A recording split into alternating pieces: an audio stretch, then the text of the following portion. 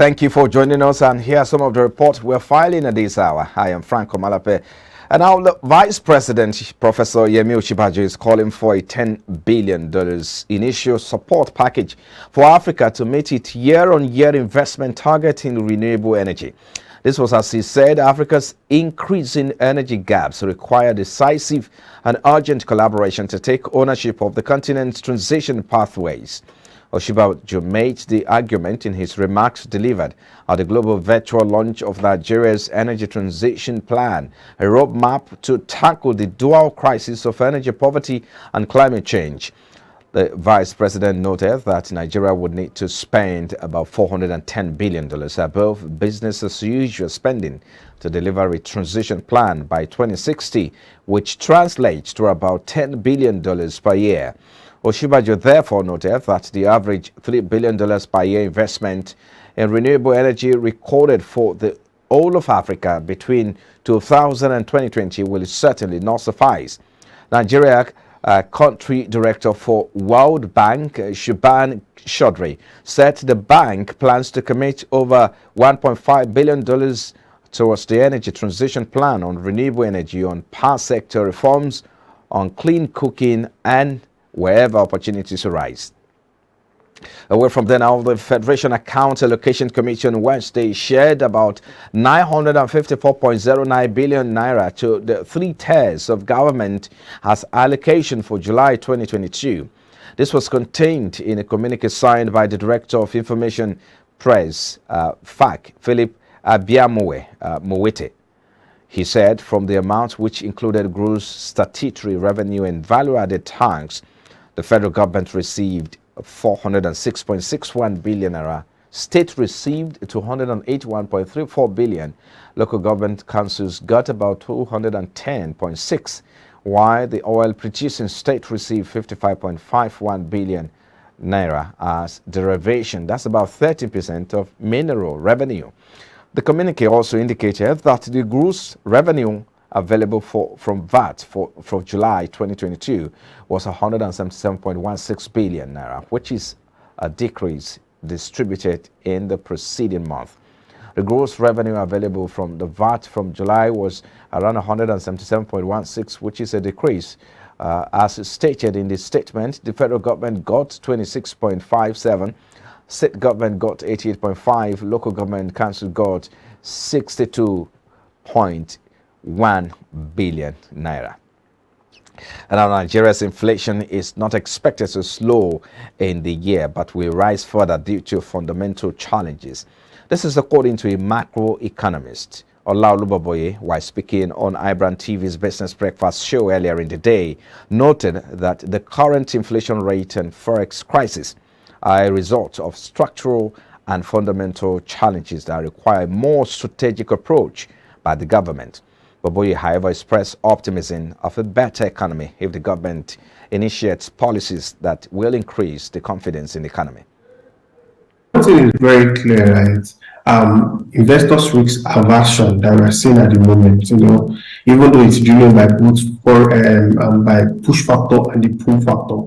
But one thing is very certain, that risk aversion will likely persist until after an election and until there is a major policy being put in place. For instance, on next concern, if you go back to election years that we've had in Nigeria, if in periods where there are capital controls, one of the things we see is that investors are largely less confident in the economy. And an example of that was the 2016 period where we had a lot of FX liquidity and control. But FX policy coming on board was the creation of ANALYST. So if you look at what is driving inflation currently, is not entirely tied to election concerns and the likes. It's more of a fundamental challenges. For instance, food inflation continues to rise. We have insecurity in the northern part of the country and the food producing part of the region, which is yet to be tackled. Secondly, we have FX concerns, which continues to have a pass-through to core inflation, and core inflation also has an indirect impact on food inflation. Thirdly, we have rising cost of energy, which impacts transports, inflation with a pass-through to food inflation. So if you look at all these factors, they are largely disassociated from election.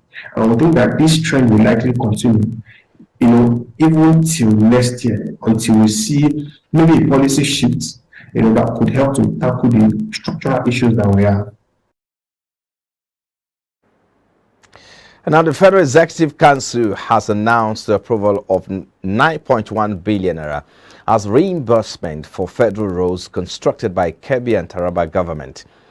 This was disclosed by Minister of Works and Housing Babatunde Fashola during a briefing of State House correspondents on the outcome of the council meeting presided over by President Muhammadu Buhari on Wednesday in Abuja. The minister said this follows the president's directive that there should be no more intervention by state on federal roads, but there were some that had been done before the life of this administration. Fashola stated that the FEC approved 9.1 billion as reimbursement for federal roads constructed by KEBBI and Taraba state government.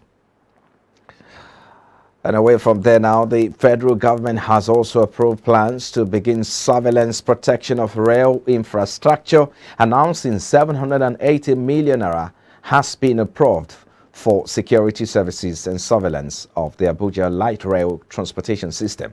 This was disclosed by the FCT Minister Mohammed Bello during a briefing of State House correspondents on the outcome of the council meeting presided over by President Muhammadu Buhari in Abuja.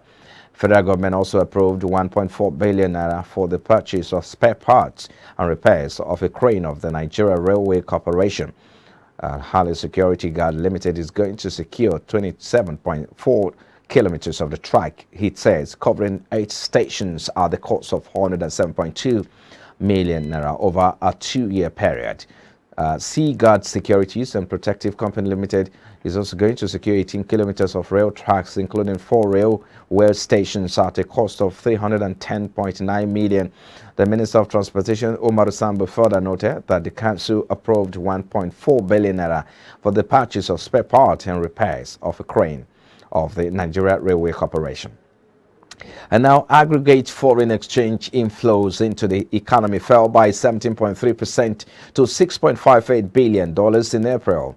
The Central Bank of Nigeria disclosed this in its April monthly report on foreign exchange flows through the economy. It stated that, quote, the economy recorded a lower net foreign exchange inflow of 2.6 from $3.5 billion in the preceding month. Aggregate foreign exchange inflow into the economy fell by 17.3% to $6.58 billion, compared to $7.95 billion in March. Similarly, total foreign exchange outflow decreased by 11.3% to $3.95 billion from $4.45 billion in the preceding month. And quote, the report said further said that showed that foreign exchange inflows through the bank declined by 25.6% to 2.4 from $3.32 billion, attributed mainly to 54.3% decrease in non-oil components as a result of inflows of $1.25 billion proceed from government debts in the preceding month, as well as TSA, third-party receipt, and other official income. In the meantime, the Director General Debt Management Office, Mrs. Patience Tuniha, says Nigeria spent more money servicing debt than what it earned between January and April of this year.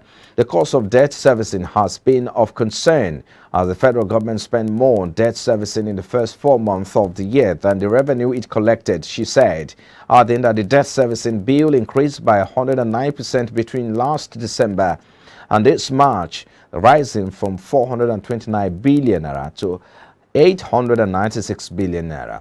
According to data obtained from the DMO, this amounted to 3.83 trillion around debt servicing payment in 15 months.